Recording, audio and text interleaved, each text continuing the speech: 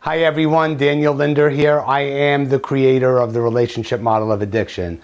And what I'm here to do with you is to provide support and guidance on your recovery journey, which is a transition out of healthy, unhealthy, addictive relationships into healthy, emotionally nourishing relationships. I talked about 3 stages of recovery. The sustained stabilization, which is the first one, the breakup. I call that the breakup because the definition of an addiction is a relationship with a means of relief. In other words, a bad relationship. The first stage of recovery is about breaking up with that bad relationship so that you can then move into the second stage of recovery, which is developing a relationship with yourself. And the idea here is that you develop the relationship that you develop with yourself replaces the relationship with the means of relief. Now, this is whether you're codependent or whether you're addicted to drugs or alcohol or sex, porn, gambling, love addiction. Well, love addiction is very similar to codependency, but so I want to go kind of contrast for you some of the challenges and kind of what you have to look forward to, the challenges that you're going to be facing as you move through this initial phase of recovery, which is the breakup. So some powerful stuff that I think a lot of people don't realize. And I kind of put it under the category of emotional withdrawal.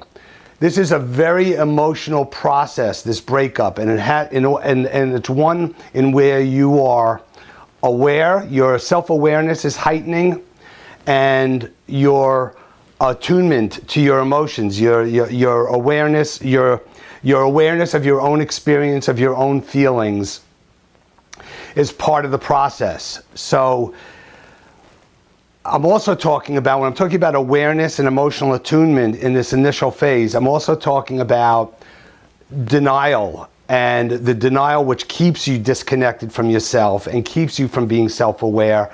So in this stage of recovery is also about dismantling denial. So I'm going to give you some examples.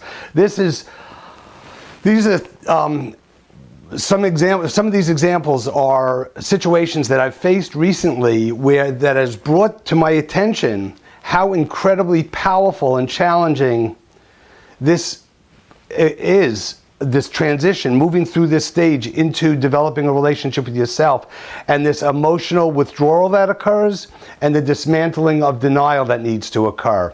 So here, I'll give you an example. For the recovering codependent, take for example, this couple has been together for a few years. One's an addict, one's a codependent. And they're both in recovery. They both realize he's addicted to substances. He's been struggling with it. He's been trying to kind of deal with it on his own, and he's been relapsing. So he realizes that he's still in the throes of his addiction, and she's been out of a relationship. She's been out of a relationship for over a 10-year relationship with an addict, and she does not want to be in another relationship where she's finding herself being codependent, rescuing, fixing, controlling. But that's what she's doing in this relationship. So they're having a dialogue in which he's wanting to express a need, and he is acknowledging that he's addicted and he's struggling and he's in recovery, and he wants to be able to talk to her, his partner, his love, his closest person to him. He wants to be able to talk to her about his struggles when he wants to, just as a sounding board. He just wants to be able to vent. He just wants to be able to have someone who's caring for him, who's understanding to him, listening and making it safe for him just to outpour.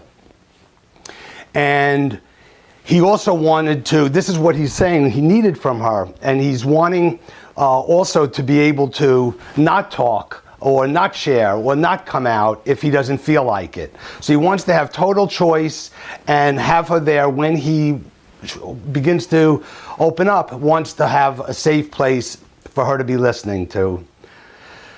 So, for her to be listening to him. So when I asked her what she heard him say, what he wants from her, what he needs from her, she was able to replay, mirror back to him exactly what he was saying, crystal clear. It was beautiful. She really had that understanding. She was really listening to him. She wasn't codependent, reacting codependently, and she was able to really get him and understand him.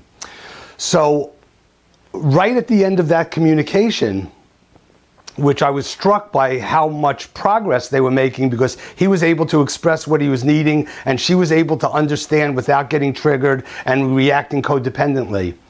So there was a pause there, and then she started asking him, right after she was understanding him so well, she was asking him, well, do you want me to rescue you? Was I rescuing you? Were you expecting me to rescue you? And it was at that point that I got it, that she was at that point of kind of transitioning out of that codependency and experiencing what that would be like.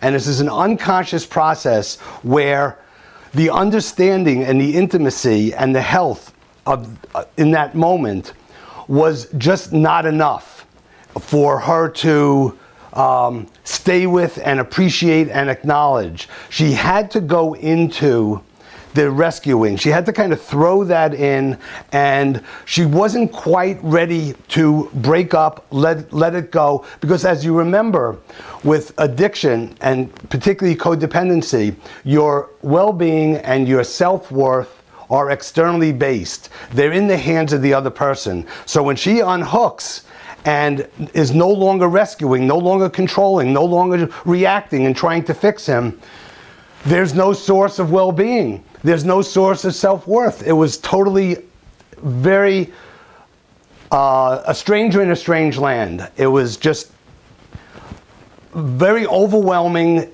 and insecure and unknown and unfamiliar and not safe, and she wasn't feeling really strong in herself. So when that happened, she went right back into the kind of deeply ingrained codependent relating that she was accustomed to. So here, I just wanted to give you this example here. This is particularly for codependents, that this process of breaking up and moving into the second stage of recovery takes a lot of time and a lot of consciousness, because there's a switch in terms of being externally dependent versus internally dependent. And there's a moment when you go internally dependent and you unhook, there's nothing really there. It's all new. You don't really, it's like nothing. You're empty, you're nothing, you're nobody, and it's very, very uncomfortable, and you become desperate to get out of that feeling, for relieving that and kind of go back to what's familiar, where you can have a source of well-being and feeling like you're doing something, that you're needed, or that you're have a purpose. So this is an example of this challenge of emotional withdrawal that occurs when you break up. It's no easy ride. It takes a lot of time and a lot of consciousness. Okay, so this is with regards to codependency. So that being said, I'm going to wind this down right now. Also, next time maybe I'm going to be talking to you about some of the challenges for an addict who's an addict who's addicted to substances or sex or gambling, because the breakup process is really more about dismantling their denial. So getting to see that the relationship that they have was destroying them, was a bad relationship that they have to get out of, as opposed to one that they will not be defeated. They're going to stay in, they're going to try to maintain, integrated. They will not break up. They don't need to break up. They want to maintain that relationship. So the process of moving through this first stage stalls. So I'm probably going to get more into that specifically. So that being said, glad you were here. I'm hoping this is of value to you. If it is, please leave a comment, just a spontaneous response to it, or tell someone about it so they could derive the same value. And also, again, I want to remind you that I have the two groups that I'm doing right now. There's one addiction recovery support group. They're all alcoholics right now. And they're all men, and there's room for 2 people right now, and it's a happening group. So I hope that you avail yourself of this opportunity. So until then, the quality of your relationships is the quality of your life.